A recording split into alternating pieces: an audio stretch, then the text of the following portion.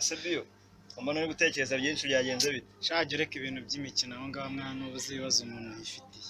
Ariko hari abagabo ntihapfa abandi bambwira nkagufasha. Shabyihorere ntacyo wamfasha. Cyakoze reka mpe kukubwira. Ubonye ngo wa musheri wanjye ambwire ngo ejo azaza kunsura. Wa wundi ufite amabuno agenda atetewe. Noneho yongereho ngo nzakuzanira gift sha. Urabizi kuntu nari maze iminsi nshaka gift ka Seventh kari kameze gute? Umva se shambanze nkubwire kakuca mu ijambo dore ko nawe ugira ubugambo bwinshi. Noneho urabizi ko nari maze iminsi nshonje. Noneho ambwira ati ndakuzanira gift. Nanjye mvuga ati ubwo ngiye kubona icyo kurya. Mbona yaje tetana ibintu. Ndavuga ati uyu munsi kabisa ndariye.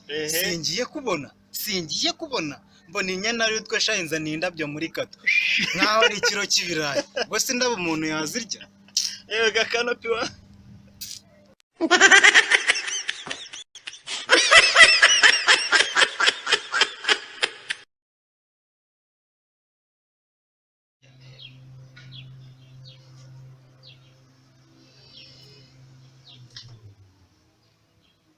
Sibyo Komana uri gutekereza byinshi byagenze gute? Watangiye.